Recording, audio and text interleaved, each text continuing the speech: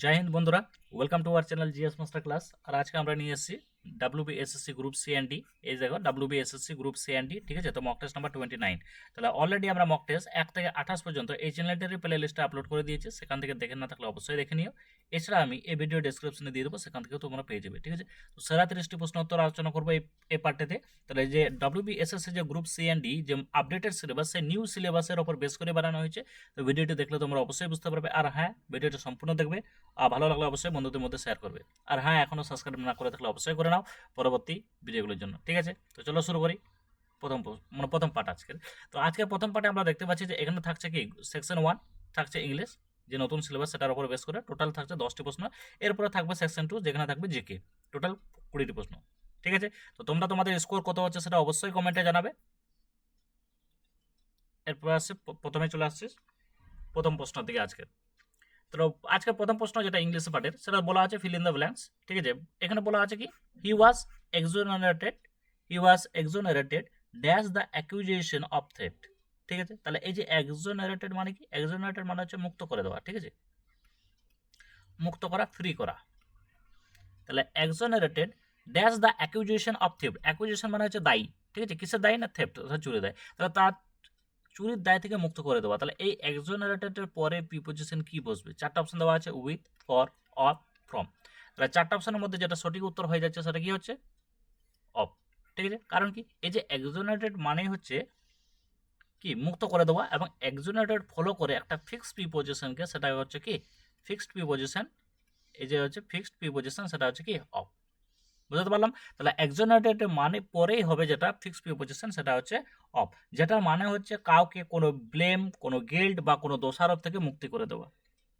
বুঝতে পারলাম? তাহলে এরপরে আসছে তাহলে 2 নম্বর প্রশ্ন। তাহলে এটা বুঝতে পারলাম, he was exonerated of the acquisition of theft. এরপর আসছে দ্বিতীয় প্রশ্ন। দ্বিতীয় প্রশ্ন বলছে, আবার এসছে ফিল ইন দ্য ব্ল্যাঙ্কস। এখানে বলছে হিজ অ্যাকশনস আর ইনকম্প্যাটেবল ড্যাশ হিজ ওয়ার্ডস, ঠিক আছে। হিজ অ্যাকশনস আর ইনকম্প্যাটেবল ড্যাশ হিজ ওয়ার্ডস, সরি। তাহলে 4টা অপশন দেওয়া আছে, 4টা অপশনের মধ্যে সঠিক উত্তর কি হবে? তাহলে এটাও ফিক্সড প্রিপোজিশনের উপরে দেওয়া আছে। তাহলে 4টা অপশনের মধ্যে যেটা সঠিক উত্তর হয়ে যাচ্ছে সেটা কি? সেটা হয়ে যাচ্ছে অপশন ডি, অপশন ডি, সেটা হচ্ছে উইথ, ঠিক আছে, সেটা হচ্ছে কি উইথ। এই যে অপশন ডি হয়ে যাচ্ছে সঠিক উত্তর। কারণ কি, এই যে অ্যাডজেক্টিভ যেটা আছে না, ইনকম্প্যাটেবল, এটা হচ্ছে unable to exist or work with something else, মানে কোনো কিছুর সাথে সহায়ক হওয়া। এই যে সহায়ক হওয়া মানে এটা কম্প্যাটেবল মানে সহায়ক হওয়া, ইনকম্প্যাটেবল মানে হচ্ছে অসহায় হওয়া, ঠিক আছে। যেটা is always followed by the preposition with, ঠিক আছে, যেটা সবসময় কার উইথের সাথে বসে, ঠিক আছে, সবসময় উইথের সাথে বসে। বুঝতে পারলাম? তাহলে এই যে এটা যেটা আছে ইনকম্প্যাটেবল, এটার সাথে সবসময় প্রিপোজিশন বসবে কি ফিক্সড প্রিপোজিশন উইথ। বুঝতে পারলাম? এরপরে আসছি 3 নম্বর। 3 নম্বর বলেছে choose the synonym of hinder. তাহলে এই যে সিনোনিম যেটাকে বলছে, সিনোনিম অর্থাৎ কি, আমরা আগেও জানি সিনোনিম অর্থাৎ কি সমার্থক শব্দ। তাহলে সিনোনিম করার সময় আমাদের যেটা মনে রাখতে হবে, সব থেকে প্রথম যেটা আছে প্রশ্নের যে মিনিং যেটা দেওয়া আছে সেটা বার করতে হবে, তারপরে অপশনগুলোকে একটু মিলালেই আমরা খুঁজে পেয়ে যাবো, ঠিক আছে। তাহলে প্রথমে চলে আসছে আমরা হিন্ডার।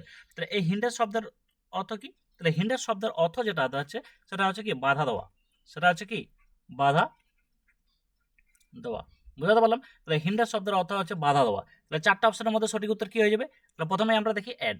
অ্যাড মানে হচ্ছে কি, এই যে অ্যাড যেটা দেওয়া আছে, আমরা বলি অ্যাড, ফিনান্সিয়াল অ্যাড। তাহলে অ্যাড মানে হচ্ছে সাহায্য করা, ঠিক আছে। অ্যাড মানে কি, অ্যাড মানে হচ্ছে সাহায্য করা। তোমরা পারলে এই যে অপশনের মিনিং যেগুলো আমরা বলছি সেগুলোকে তোমরা লিখে নিতে পারবে, ঠিক আছে। ইনকারেজ, ইনকারেজ মানে আমরা জানি কি উৎসাহ দেওয়া। তাহলে ইনকারেজ মানে হচ্ছে কি উৎসাহ দেওয়া। অবস্ট্রাক্ট মানে কি, তাহলে এই যে অবস্ট্রাক্ট মানেই হচ্ছে প্রতিবন্ধকতা সৃষ্টি করা বা বাধা দেওয়া। সোজা করে বললে হয়ে যাবে কি বাধা দেওয়া বা প্রতিবন্ধকতা সৃষ্টি করা, এটাই হয়ে যাবে কি অবস্ট্রাক্টের মিনিং, ঠিক আছে। আর ফ্যাসিলিটেট মানে হচ্ছে কি সহজ করা, ফ্যাসিলিটেট মানে কি সহজ করা, সাহায্য করা। এই যে মিনিং আছে এটা হচ্ছে ফ্যাসিলিটেটের মিনিং, সহজ করা হয়, সাহায্য করা হয়। তাহলে এই ক্ষেত্রে যেটা সঠিক উত্তর হয়ে যাচ্ছে সেটা হচ্ছে কি অবস্ট্রাক্ট। অবস্ট্রাক্ট মানে হচ্ছে কি প্রতিবন্ধকতা সৃষ্টি করা বা বাধা দেওয়া। তাহলে হিন্ডারের মানে কি, হিন্ডারের মানে হচ্ছে বাধা দেওয়া বা প্রতিবন্ধকতা সৃষ্টি করা। সেক্ষেত্রে অবস্ট্রাক্টের মিনিংও হয়ে যাচ্ছে কি বাধা দেওয়া। বুঝতে পারলাম? এরপরে আসছি 4 নম্বর প্রশ্ন। 4 নম্বর প্রশ্ন সেম প্রশ্ন বলেছে যে সিনোনিম বলেছে কিসের না ভিজিল্যান্ট। এই যে ভিজিল্যান্টের সিনোনিম বলেছে অর্থাৎ কি সমার্থক শব্দ বলেছে। তাহলে ভিজিল্যান্টের সমার্থক শব্দ কি হবে? তাহলে ভিজিল্যান্ট মানে কি? তাহলে ভিজিল্যান্ট মানে হচ্ছে সতর্ক থাকা বা সজাগ থাকা। বলে রাখি, ভিজিল্যান্ট মানে হচ্ছে সতর্ক থাকা বা সজাগ, সতর্ক বা সজাগ থাকা, বুঝতে পারলাম। তাহলে এরপরে আসছি কি হবে, কেয়ারলেস। তাহলে কেয়ারলেস তো হবে না, কারণ কি কেয়ারলেস মানে কি, কেয়ারলেস মানে হচ্ছে অসতর্ক থাকা, মনোযোগী না হওয়া, অমনোযোগী, তাহলে সেটা হয়ে যাচ্ছে কেয়ারলেস। তাহলে এটা হচ্ছে যে অ্যান্টোনিয়াম, এটা হবে না। নেগলিজেন্ট, এই যে নেগলিজেন্ট মানে হচ্ছে আমরা জানি কি অমনোযোগী। তাহলে অ্যালার্ট যেটা আছে, অ্যালার্ট মানে হচ্ছে সতর্ক, অ্যালার্ট মানে কি সতর্ক, তাহলে এটা সিনোনিম হয়ে যাচ্ছে কি অ্যালার্ট। ইনডিফারেন্ট মানে কি উদাসীন, তাহলে এটাও হবে না। তাহলে সব থেকে যেটা অ্যাপ্রোপ্রিয়েট সেটা হচ্ছে কি অ্যালার্ট, তাহলে অ্যালার্ট হয়ে যাচ্ছে কি এর সিনোনিম, বুঝতে পারলাম। এরপরে আসছি 5 নম্বর।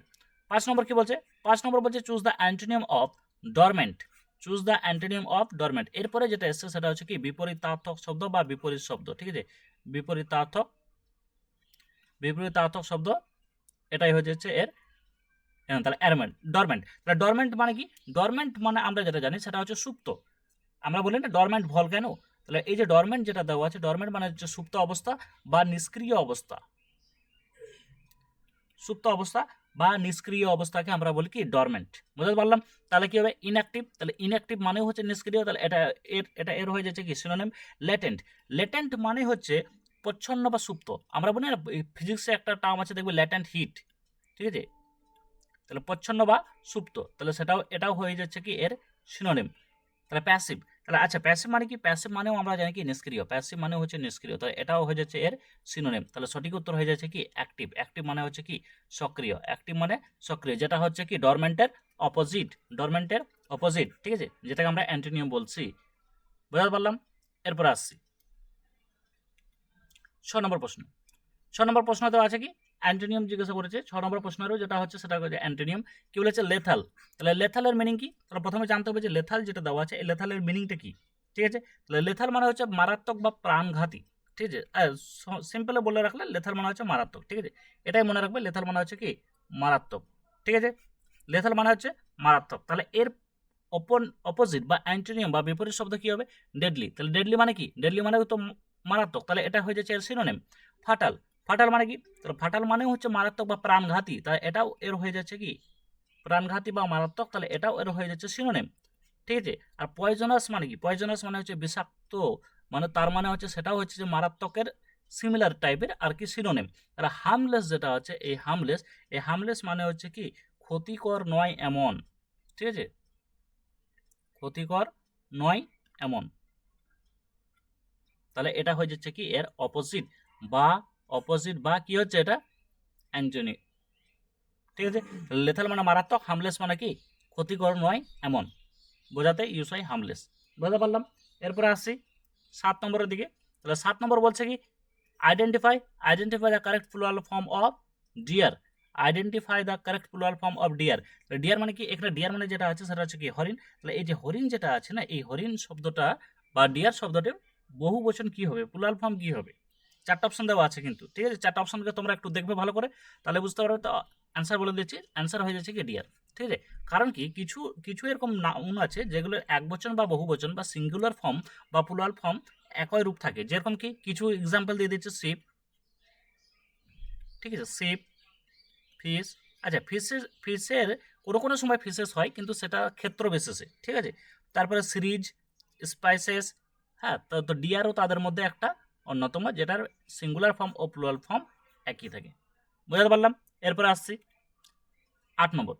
8 নম্বরে বলা হচ্ছে what is the meaning of the idiom, এখানে ইডিয়মটার মিনিং জিজ্ঞাসা করছে to cry of, to cry wolf, এই যে টু ক্রাই অল্ফ এই ইডিয়মটার মিনিং কি হবে, ঠিক আছে, বা এই ইডিয়ম অর্থাৎ এই বাগধারাটার মিনিং কি, 4টা অপশন দেওয়া আছে, 4টা অপশনের মধ্যে সঠিক উত্তর কি হবে,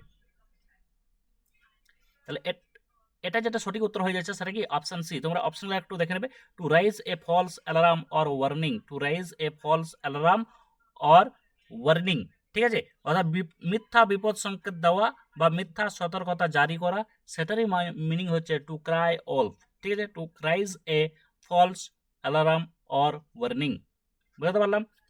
এরপরে আসছি 9 নম্বর। 9 নম্বর বলছে ওয়ান ওয়ার্ড সাবস্টিটিউশন, কি বলছে the action of looking back on the past time, এটা দেখবে ভালো করে প্রায় পরীক্ষায় আছে, the action of looking back on the past Times মানে হচ্ছে কি আমাদের যে পাস্ট টাইমের দিকে তাকিয়ে দেখা বা পাস্ট টাইমের দিকে মনোযোগ দেওয়া, পাস্ট টাইমকে খতিয়ে দেখা, সেটাকে কি বলা হয়, ঠিক আছে, তাহলে সেটা সঠিক উত্তর কি হবে? চারটা অপশন দেওয়া আছে, চারটা অপশনের মধ্যে সঠিক উত্তর কি হবে? আচ্ছা, তো একটু মনে রাখি যে প্রত্যেকটা অপশন দেখে রাখি, এই যে প্রসপেক্ট দেওয়া আছে না, এই প্রসপেক্টের মিনিংই হচ্ছে ভবিষ্যৎ সম্ভাবনা বা প্রত্যাশা। ঠিক আছে, আমি জাস্ট বলে রাখছি, প্রসপেক্টের মিনিং হচ্ছে ভবিষ্যৎ সম্ভাবনা বলছে শুধুমাত্র। ঠিক আছে, ভবিষ্যৎ সম্ভাবনা বা আমরা কি বলতে পারি? প্রত্যাশা বলতে পারি। ঠিক আছে, ভবিষ্যৎ সম্ভাবনা বা প্রত্যাশাও বলতে পারি। ইন্ট্রোস্পেকশন মানে কি? তাহলে ইন্ট্রোস্পেকশন মানে হচ্ছে আত্মদর্শন বা নিজের চিন্তা অনুভূতি, মানে নিজের ভিতরটাকে খতিয়ে দেখা, তার মানে হচ্ছে চিন্তা ভাবনা করা বা আত্মদর্শনও আমরা বলতে পারি। ঠিক আছে, আত্মদর্শন বা যেটাকে আমরা বলি কি, নিজের চিন্তা বা অনুভূতি বিশ্লেষণ করা, সেটাকে আমরা বলি ইন্ট্রোস্পেকশন। রেট্রো মানে কি? রেট্রো মানে হচ্ছে ব্যাক। রেট্রো মানে কি? ব্যাক। আর স্পেক থেকে আসছে দেখা, স্পেকুলেশন। এই স্পেক মানেই হচ্ছে দেখা। তাহলে রেট্রোস্পেক্ট মানেই হচ্ছে কি, অতীত ঘটনার স্মরণ বা পর্যালোচনা করা। এটা হচ্ছে কি অতীত ঘটনার স্মরণ, অতীত ঘটনার স্মরণ বা পর্যালোচনা করা। তাহলে সঠিক উত্তর হয়ে যাচ্ছে কি রেট্রোস্পেকশন। আর স্পেকুলেশন মানে কি? স্পেকুলেশন মানে হচ্ছে কি অনুমান করা, জল্পনা কল্পনা করা, এগুলো হচ্ছে স্পেকুলেশন। ঠিক আছে, তাহলে এক্ষেত্রে হয়ে যাচ্ছে কি রেট্রোস্পেকশন। ঠিক আছে, রেট্রো মানে মনে রাখবে ব্যাক, আর স্পেক থেকে আসছে কি স্পেকুলেশন অর্থাৎ দেখা। ঠিক আছে, তাহলে রেট্রোস্পেকশন মানেই হয়ে যাবে কি অতীত ঘটনার স্মরণ করা। তাহলে option C is the correct answer. এরপরে আসছি কোশ্চেন নম্বর 10। তাহলে 10-এ কি বলছে? Which word is spelled correctly, অর্থাৎ এই চারটা ওয়ার্ড দেওয়া আছে, চারটা ওয়ার্ডের মধ্যে কোন ওয়ার্ডটি সঠিকভাবে লেখা হয়েছে। ঠিক আছে, তাহলে চারটা ওয়ার্ডকে তোমরা একটু দেখবে। অ্যাকচুয়ালি এটা কি দেওয়া আছে? রেস্টুরেন্ট দেওয়া আছে, যেটা হচ্ছে কি রেস্তোরাঁ বা ভোজনালয়, যেখান থেকে খাবার খাওয়া হয়। তোমরা অবশ্যই জানো, এটা হচ্ছে অপশন। কোনটা অপশন হবে? তাহলে এটা যেটা হবে সেটা হচ্ছে অপশন বি, RESTAURANT। ঠিক আছে, এটা হচ্ছে রেস্টুরেন্টের স্পেলিং। তোমরা বাকি অপশনগুলো একটু দেখে নেবে। তাহলে এটা হচ্ছে এর সঠিক উত্তর। এরপরে আসছি 11 নম্বর প্রশ্ন, সরি সেকশন 2। তাহলে এই সেকশন 2তে থাকবে জিকে, এবং প্রত্যেকটি পার্ট যেটা আছে আপডেটেড সিলেবাস অনুসারে প্রত্যেকটি পার্ট থেকে প্রশ্ন দেওয়া আছে, সেগুলো তোমরা দেখলেই বুঝতে পারবে। তো চলো শুরু করি। আর হ্যাঁ, ভিডিওটা তোমরা অবশ্যই সম্পূর্ণ দেখবে। ঠিক আছে, তাহলে প্রথম প্রশ্ন দেওয়া আছে, মৌর্য প্রশাসনের কোন আধিকারিক কেন্দ্রীয় কোষাগারের প্রধান তত্ত্বাবধায়ক ছিলেন? মোস্ট ইম্পর্টেন্ট প্রশ্ন। মৌর্য প্রশাসনের কোন আধিকারিক কেন্দ্রীয় কোষাগারের প্রধান তত্ত্বাবধায়ক ছিলেন? চারটা অপশন দেওয়া আছে, সমাহর্তা, সন্নিধাতা, কর্মান্তিকা, পণাধ্যক্ষ। সঠিক উত্তর কি হবে? তোমরা অবশ্যই কমেন্টে জানাবে, নিজেরা করার চেষ্টা করবে। ঠিক আছে, এবং তোমাদের স্কোর করতে হচ্ছে অবশ্যই জানাবে। কিছুজন জানাচ্ছ, বাকিরা হয়তো জানাচ্ছ না, কিন্তু তোমাদের কাছে বলবো যে তোমরা অবশ্যই জানাবে প্রত্যেকে, এবং ভিডিওটি সম্পূর্ণ দেখবে। তাহলে চারটা অপশনের মধ্যে যেটা সঠিক উত্তর হয়ে যাচ্ছে সেটা হচ্ছে কি, সেটা হচ্ছে সন্নিধাতা। ঠিক আছে, সেটা হয়ে যাচ্ছে কি সন্নিধাতা। কারণ কি, এই যে বলছে কৌটিল্যের অর্থশাস্ত্র অনুযায়ী সন্নিধাতা ছিলেন কি কোষাগারের প্রধান রক্ষক, অন্যদিকে সমাহর্তা ছিলেন প্রধান রাজস্ব সংগ্রাহক। সমাহর্তা যদি বলে তাহলে প্রধান, রাজস্ব সংগ্রাহকের নাম যদি বলে তাহলে সেই দিকে হয়ে যাবে কি সমাহর্তা। ঠিক আছে, রাজস্ব সংগ্রাহক, এই যে মনে রাখবে রাজস্ব সংগ্রাহক এটা হচ্ছে কি সমাহর্তা, সন্নিধাতা হচ্ছে কি রক্ষক, কোষাগারের রক্ষক। বুঝাতে পারলাম? এরপর আসছি 2 নম্বর প্রশ্ন। 2 নম্বর প্রশ্ন বলছে তত্ত্ববোধিনী সভা, তত্ত্ববোধিনী সভা কে প্রতিষ্ঠা করেছিলেন? তত্ত্ববোধিনী সভা কে প্রতিষ্ঠা করেছিলেন? চারটা অপশন দেওয়া আছে, চারটা অপশনের মধ্যে সঠিক উত্তর কি হবে?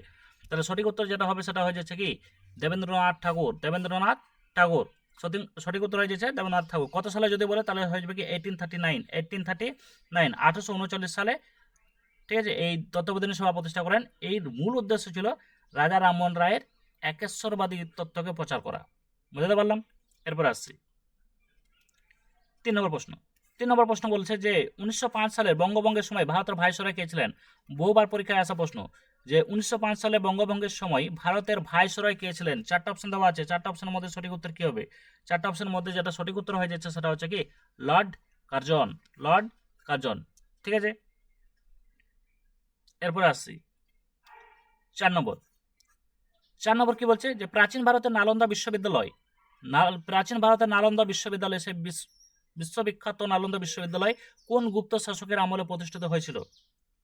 তাহলে প্রাচীন ভারতের যে বিশ্ববিখ্যাত নালন্দা বিশ্ববিদ্যালয় কোন গুপ্ত শাসকের আমলে প্রতিষ্ঠিত হয়েছিল? তাহলে চারটা অপশন দেওয়া আছে, চারটা অপশনের মধ্যে সঠিক উত্তর কি হবে? তাহলে সঠিক উত্তর হয়ে যাচ্ছে কি প্রথম কুমারগুপ্ত। ঠিক আছে, প্রথম কুমারগুপ্ত। তাহলে খ্রিস্টীয় 5ম শতাব্দীতে গুপ্ত সম্রাট প্রথম কুমারগুপ্ত এই নালন্দা মহাবিহারটি প্রতিষ্ঠা করেছিলেন। এটি প্রাচীন বিশ্বের অন্যতম শ্রেষ্ঠ শিক্ষা কেন্দ্র ছিল। কোন শতাব্দীতে যদি বলে তাহলে খ্রিস্টীয় 5ম শতাব্দীতে। খ্রিস্টীয় পঞ্চম শতাব্দীতে, ঠিক আছে।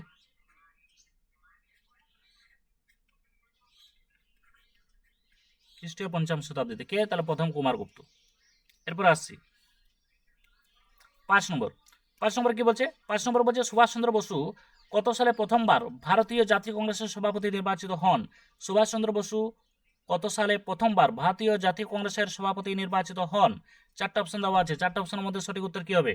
তাহলে 4টা অপশনের মধ্যে যেটা সঠিক উত্তর হয়ে যাচ্ছে সেটা হচ্ছে কি 1938 সালের হরিপুরা অধিবেশন। এই যে অপশন এ 1938 সালে কোন অধিবেশন? এটা হয়ে যাচ্ছে কি হরিপুরা, ঠিক আছে। আর পরের বছর 1939 সালে ত্রিপুরী অধিবেশনেও তিনি জয়ী হন। কাকে কাকে হারিয়ে? পট্টবী সীতারামাইয়াকে, ঠিক আছে, পট্টবী সীতারামাইয়া,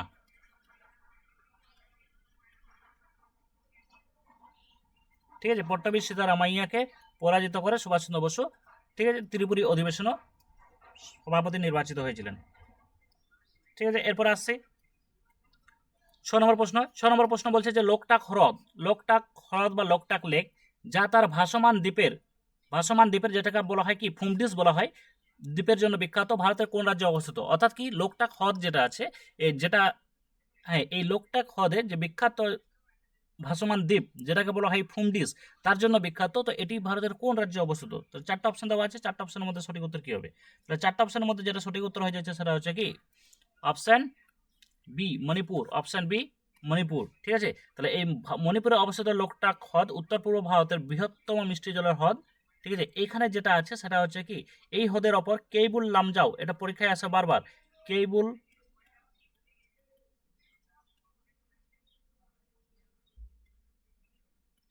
লামজাও নামক বিশ্বের একমাত্র ভাসমান জাতীয় উদ্যান অবস্থিত। এটা মনে রাখবে, বিশ্বের একমাত্র ভাসমান ফ্লোটিং যেটা আছে, হ্যাঁ, ভাসমান জাতীয় উদ্যান অবস্থিত কোথায়? এই মণিপুরের যেটা আছে এই হ্রদের ওপরেই, সেটার নাম কি কেইবুল লামজাও, ঠিক আছে। এরপর আসছি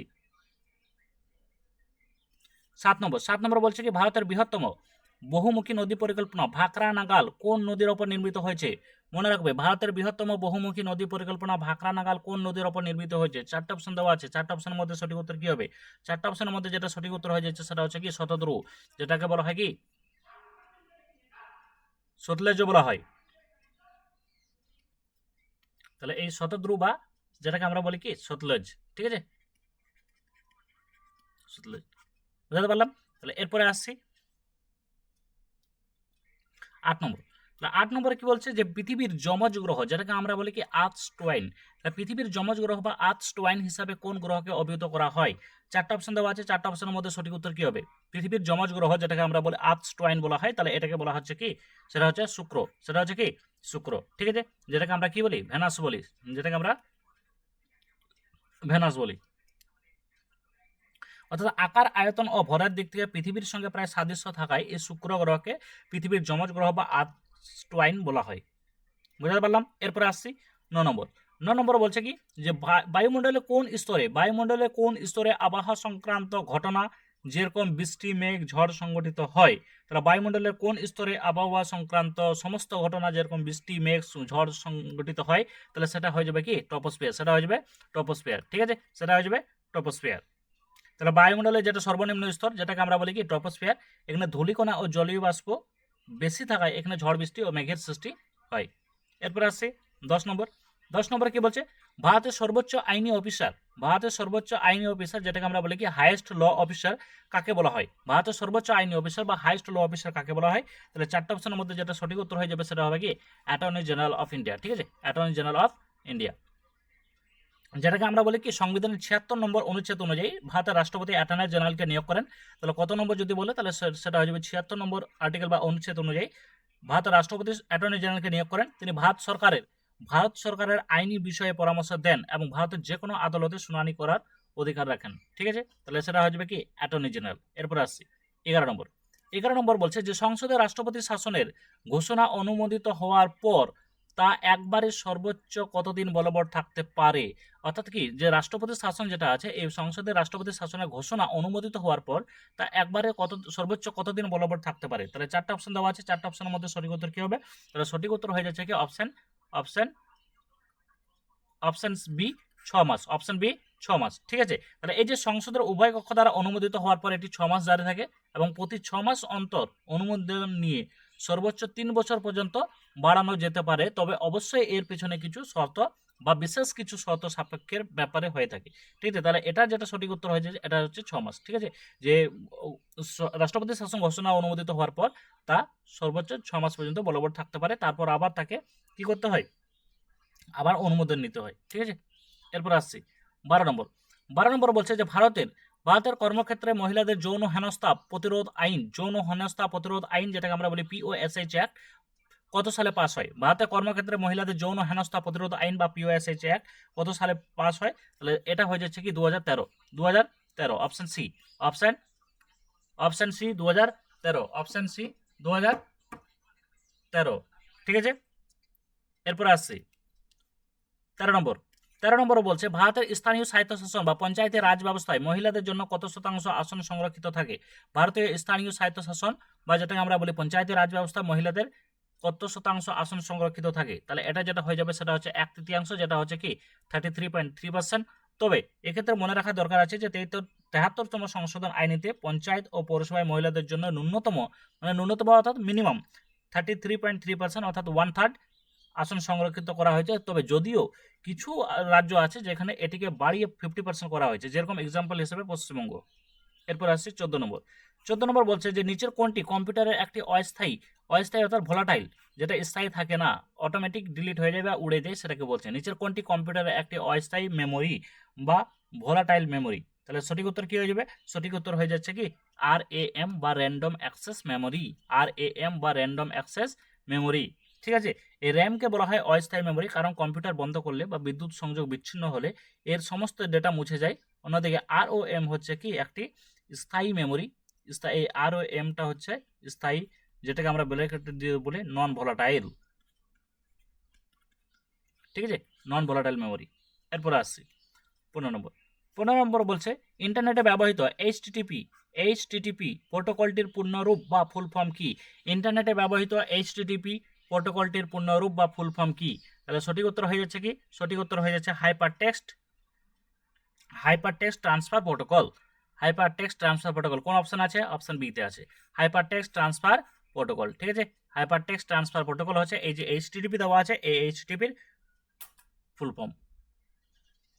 ঠিক আছে, এরপরে আসছি 16 নম্বরে বলছে যে সমস্ত প্রজাতি বিলুপ্ত হওয়ার পথে তাদের তালিকা কোন বইতে প্রকাশ করা হয়? অর্থাৎ যে সমস্ত প্রজাতি একদম বিলুপ্ত হওয়ার পথে, বিপন্ন হওয়ার পথে, তাদের তালিকা কোন বইতে প্রকাশ করা হয়? 4টে অপশন দেওয়া আছে, 4টে অপশনের মধ্যে সঠিক উত্তর কি হবে?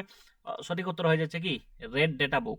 ঠিক আছে, অপশন সি তে আছে রেড ডেটা বুক, এটা মনে রাখবে। তাহলে এটাকে কে প্রকাশ করে যদি বলে, তাহলে সেটা হয়ে যাবে কি IUCN। ঠিক আছে, IUCN ফুল ফর্ম কি হবে? IUCN এর ফুল ফর্ম হবে international union for conservation of nature. ঠিক আছে, ইন্টারন্যাশনাল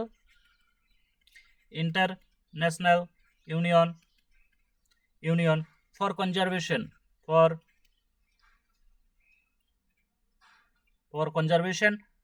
অফ নেচার।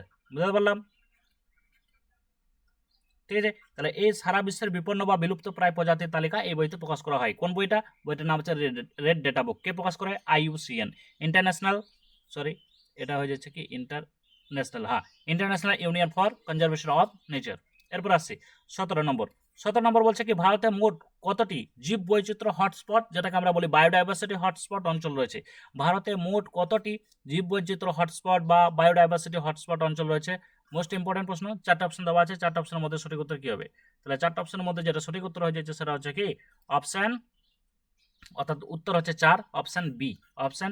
উত্তর হচ্ছে 4টি, অপশন বি। ঠিক আছে, তাহলে এটা হচ্ছে এই যে ভারতের সঙ্গে সম্পর্কিত 4টি জীব বৈচিত্র্য হটস্পট হলো। একটি আমি বলে দিচ্ছি, 4টা লিখে রাখতে পারো তোমরা। ফার্স্ট হয়ে যাচ্ছে কি আমাদের হিমালয় রিজিয়নটা। ঠিক আছে, হিমালয়। সেকেন্ড যেটা হচ্ছে ইন্দো বার্মা, অর্থাৎ কি উত্তর পূর্ব ভারতটা,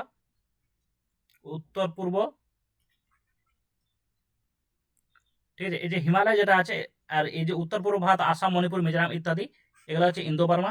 3 নম্বরে যেটা আমরা বলি কি পশ্চিম ঘাট শ্রীলঙ্কা, অর্থাৎ কি ওয়েস্টার্ন ঘাট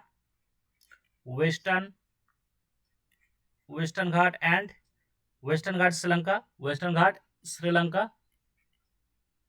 এই রিজনটা। ঠিক আছে। এরপরে আছে কি সুন্দাল্যান্ড, সুন্দাল্যান্ড 4 নম্বরে আসছে, সেটা হচ্ছে কি সুন্দাল্যান্ড। এই যে সুন্দাল্যান্ড যেটা দেওয়া আছে এটা হচ্ছে কি ভারতের নিকোবর দ্বীপপুঞ্জ এই হটস্পটের অন্তর্ভুক্ত। তাহলে 4টা পেলাম, একটা কি হিমালয়, একটা হচ্ছে ইন্দো বার্মা, এটা উত্তর পূর্ব ভারতের, একটা ইস্ট ওয়েস্টার্ন ঘাট শ্রীলঙ্কা, আর একটা সুন্দারল্যান্ড যেটা হচ্ছে কি আন্দামান নিকোবর দ্বীপপুঞ্জ। ঠিক আছে। এরপরে আসছি 18 নম্বর প্রশ্ন। 18 নম্বর প্রশ্ন বলছে টি, ঠিক আছে, এটা TEA না, চা না কিন্তু, TEE এবং পুট শব্দ দুটি কোন খেলার সাথে জড়িত? টি এবং পুট শব্দ দুটি কোন খেলার সাথে জড়িত? তাহলে 4টা অপশন দেওয়া আছে, 4টা অপশনের মধ্যে সঠিক উত্তর কি হবে? সঠিক উত্তর হয়ে যাচ্ছে কি golf, option C, option C golf. তাহলে এটা মনে রাখবে যে গলফ খেলায় টি এবং পুট শব্দ দুটি বিশেষভাবে ব্যবহৃত হয়। তাহলে টি কখন? এই যে টি হচ্ছে গলফ মারার আগে, ঠিক আছে, গলফে বল মারার আগে যে ছোট প্যাক বা স্ট্যান্ডের উপর বল রাখা হয় এটিকে টি বলা হয়। ঠিক আছে। তাহলে যে ছোট একটা স্ট্যান্ডের উপরে যে গলফের যে বল রাখা হয় না, সেইটাকেই বলা হয় কি টি বলা হয় সাধারণত। এটি প্রথম। আচ্ছা, পুট কি? গল্পের শেষ ধাপে বল যখন গর্তের কাছে, যে হোলটা যেটা দেওয়া আছে, গর্ত দেওয়া আছে, সেই গর্তে যখন খুব কাছাকাছি চলে আসে তখন হালকা আঘাতে বা হালকা একটা শট মেরে গর্তে ঢোকানোর শটকেই বলা হয় পুট। ঠিক আছে। তাহলে এটা হচ্ছে গল্পের খেলাতে ব্যবহৃত হয়। এরপরে 19 নম্বর। 19 নম্বর বলছে যে এক্স রে কে আবিষ্কার করেন? 19 নম্বর বলছে যে কি এক্স রে কে আবিষ্কার করেন? 4টা অপশন দেওয়া আছে। তাহলে 4টা অপশনের মধ্যে সঠিক উত্তর কি হবে? সঠিক উত্তর হয়ে যাচ্ছে কি অপশন বি, অর্থাৎ উইলহেম রন্টজেন, উইলহেম রন্টজেন। ঠিক আছে। তাহলে এই যে জার্মান, এটা কোন পদার্থবিজ্ঞানী ছিলেন? জার্মান পদার্থবিজ্ঞানী উইলহেম রন্টজেন 1895 সালে, মনে রাখবে 1895 সালে অ্যাক্সিডেন্টালি এই যে এক্স রে আবিষ্কার করেন এবং যুগান্তকারী কাজের জন্য তিনি 1901 সালে, এই যুগান্তকারী কাজের জন্য তিনি 1901 সালে, মনে রাখবে 1901 সালে পদার্থবিজ্ঞানে নোবেল পুরস্কার পান। ঠিক আছে। এরপরে আসছি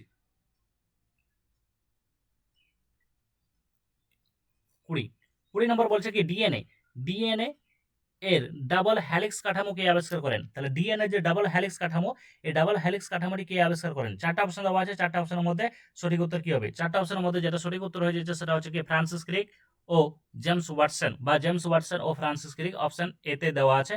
ঠিক আছে। তাহলে এটা একটু বলে রাখছি যে 1953 সালে, কত সালে যদি বলে তাহলে হবে 1953, 1953। ঠিক আছে। 1953 সালে ওয়াটসন ও Francis Crick DNA deoxyribonucleic acid যেটাকে বলা হয় এই অণুর ডি হ্যালিক্স বা ডাবল হ্যালিক্স কাঠামোটি আবিষ্কার করেন, যা বংশগতির রহস্য উন্মোচনে সহায়ক ছিল।